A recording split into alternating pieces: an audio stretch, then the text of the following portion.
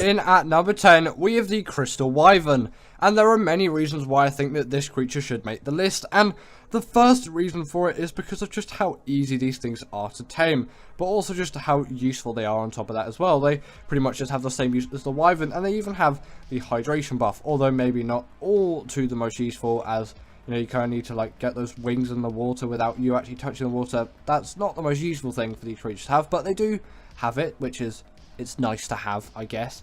And with the tame method being a passive one, it becomes a lot easier than a normal Wyvern tame. And yes, you do need Primal Crystal, which you know you get by knocking out a Wyvern, Crystal Wyvern of course, and you need to be level 65.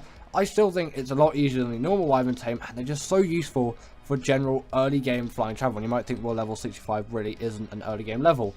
A very basic note run can get you there and even further pretty quickly within your first hour of Ark, unless if you're playing official, that's probably not going to work out for you quite as well. But quite a lot of people these days aren't really playing official, so you know, a lot of people actually watching this channel do play single player, so it would definitely work for that, as everything's 2.5 times if you haven't fiddled with all of these settings anyway. So yeah, that's why the Crystal Wyvern is on the list. Next up, we've got the Mwing, and this really is a really great travel mount for me. Don't know why I needed so many reallys in there for me, but you know, either way, this is like the fastest travel mount out there, and it really does act as a good one. Again, the really is returning. More reallys, please, I guess.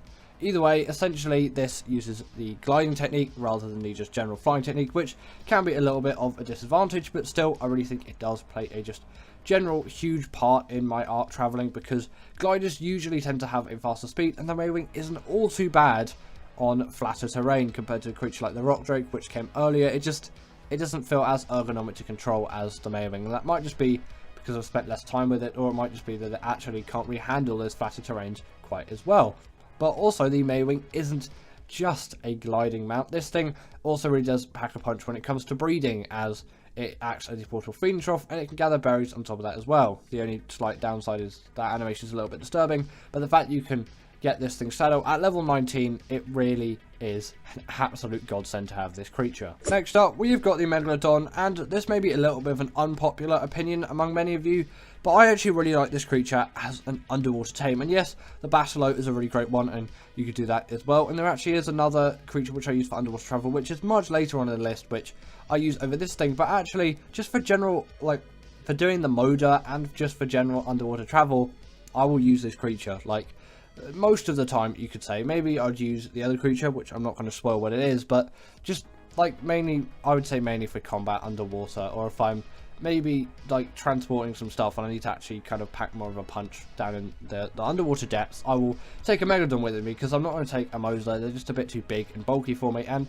although Basilo does work, it does have that depth limit, so no, not the friendliest, and a Megalodon really can fight back, apart from like electric eels and jellyfish, which it struggles with a little bit, but I still think, considering its size and its damage and the fact that it does bleed, it's a really great creature to have. In at number 7, we have got the RG, and this creature really is a huge one when it comes to me and just my general Ark day-to-day life, as this creature is so useful for just getting around the map and just getting things done, really. When you look at this creature and you look at how much metal it can transport because of that weight stat, and you look at how easy it is to tame, it really is a truly great one, which I can't not use at all in Ark. I have to use this creature. It's partly maybe some nostalgia reasons, because I've been using the RG for absolutely ages, but I really think this is like one of the best flyers in the game. It's a pretty good travel mount, although maybe not the quickest out there, and it really does pack a punch in the damage department, which you maybe wouldn't expect quite as much, because you know it's an RG. You wouldn't expect it to do that much damage. It can also carry creatures in its beak as well, which is kind of nice, but I don't really need to carry a Dodo around with me in its beak, so I don't really use that all too much. Its saddle also acts as a smithy, so if any of your metal stuff breaks along the way, you can always just repair that. If you have some metal ingots on you, it's not going to refine metal ingots like a Phoenix does. And also, when it kills something and then it eats that dead corpse, it will get a regen buff, which, you know, so it's a nice ability for it to have. Next up, we have got the Snowowl, and in my opinion, this just has a slight edge over the RG in quite a lot of factors, and maybe almost everything apart from the metal gathering and travel, and the fact that it's got the regen buff and the smithy as a saddle. But the Snowowl has some more compelling features, you could say, which make this a better creature in my opinion, and one which I'm more likely to go for it. Obviously, it's less accessible because it doesn't spawn on the island, but still, I really do think this is a better creature for me and probably a lot of players out there. Namely, this creature is significantly faster than the RG, and it does have that gliding ability. You could kind of say it's more of a diving ability.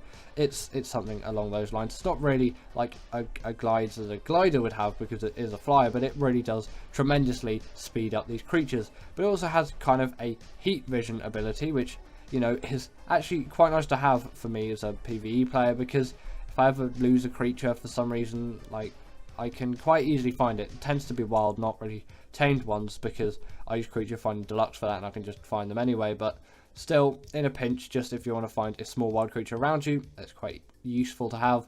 You also want to crank that stamina, not just so they can fly long distances, but they can actually heal up dinos. They're essentially just a Daedon on steroids. You can't really use these things in like general standard boss fights because they don't allow flyers in, and obviously this thing's not allowed in. But for like just if you want to heal up Ark creatures, or if you want to heal up wild creatures, if you're taming something and then its health got really low because you were just tranking it for ages and you just need to give it a break so you can continue tranking it, just heal it up with this creature and then you don't have to wait for ages, and then its torpor won't go down, sorry, quite as much, and yeah, you're going to have a much more successful tame. And obviously if you feed the Snowowl pellets to Gatchers, you really are going to get some insane loot. I know that has been nerfed since release, but still, you can get some quite OP stuff. So I really do recommend the Snowowl if you've never had one already. Next up, in number 5, we've got the Shadowmane, and this creature is just here for its insanely great mobility and just general overall skill in boss scenarios, combat scenarios, travel scenarios, underwater scenarios, and just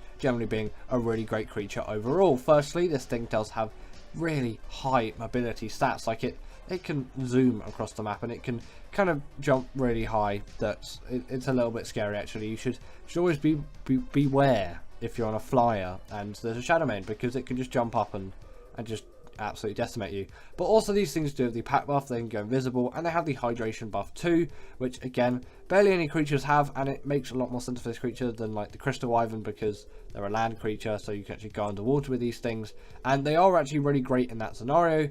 The only real downside to these creatures is the tame method is pretty annoying, and there are a lot of things that can go wrong with it. But once you do have one, you really do have yourself an insanely great mount, which I think all of you out there should be taming, as long as you have a map where this thing actually spawns on, as it truly is a terrific creature. Next up, we have got the Desmodus, and in my opinion, this thing just kind of had to be here for several reasons.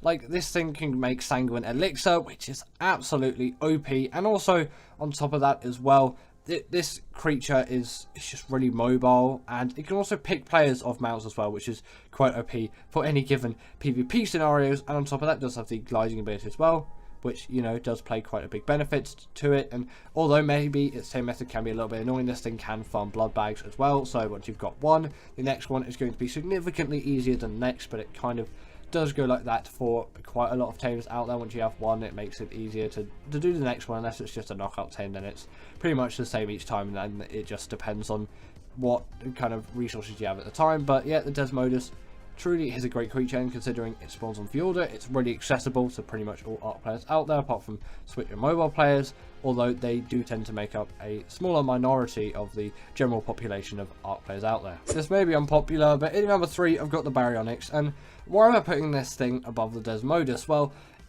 I think it's more of a useful creature to me, and although that 30% on tames is such a cool ability to have, the usefulness of this creature being such a great caving mount to me, and considering how useful doing caves is in Ark compared to like getting 30% taming on a creature, to me the Baryonyx just seems like the better option, which I'd go for. I know it isn't a flyer and all of that, and maybe it doesn't have as many abilities behind it, but it's so invaluable for all of its caving abilities, and with its one kind of ability which it does have, it makes it pretty useful for the underwater caves, as it can stun creatures up to the size of a Megalodon. You see that a little bit later in the B-roll, and considering it's got pretty good health, pretty decent damage, very good mobility, especially for a carnivore, but it does make sense considering its size. It's really good underwater as well. It's got actually some pretty decent speed on it, which again does make it a really great caving mount, as you do probably want quite a quick creature. What even?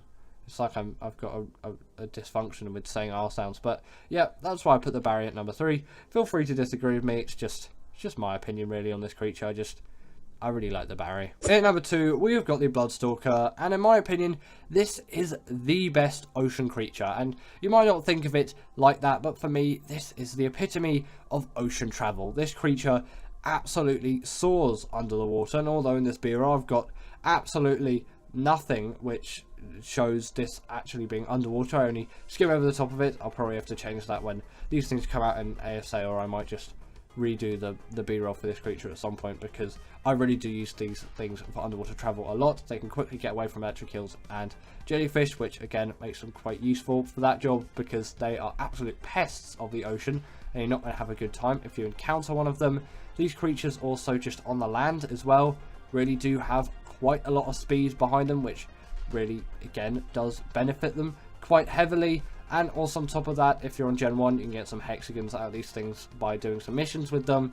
And I've actually done the alpha mission for the bog race. I know maybe not the biggest achievement, but you could definitely fly the Bloodstalker when you've done that. I'm a little bit rustier now just for general travelling around, because I mainly just use these things for underwater travel, and that's what I prefer them for, and that's kind of what I use these creatures for. But they are just packed with loads of other abilities as well, and you kind of turn into Spider-Man when riding this thing. And also their tame method is the exact same as the Desmodus. I should really say it the other way around, because obviously this creature came first, and thanks to the Desmodus actually being able to get loads of blood bags, it also does make Bloodstalker taming a lot easier. So I do actually really thank that creature for coming out and allowing Bloodstalker Tames to be easier, because it really is a great creature. And finally, in at number 1 is the Deinonychus, and this really does just play such a huge role for me in just general amazingness of Ark creatures. It really is a great boss creature, and it's really just great for general ability and just generally kind of everything in Ark apart from resource gathering, although, you know, you have some other creatures that you can use the Anki and all of that, but I tend to not spend a lot of time talking about resource gatherers in Ark.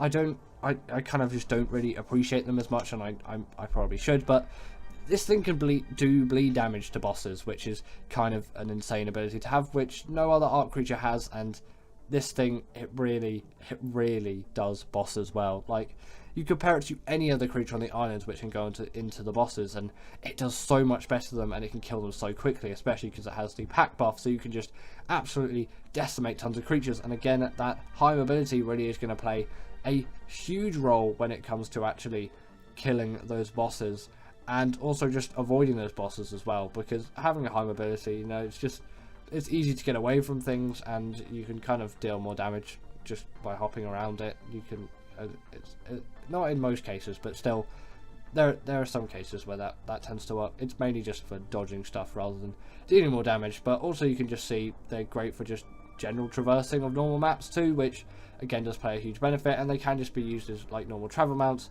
and especially considering how easy they are to tame, they really are a no-brainer, and I think everyone should be taming themselves a Deinonychus. And give it up for our patrons, Ekaterina Puchkova and Karina Thorne, Dominic Maciejewski, sorry about that name, and everyone else that's on this list. All the people I've mentioned are paid members, and if you feel like that's something you want a shout out at the end of the video, go join the Patreon or become a paid YouTube member.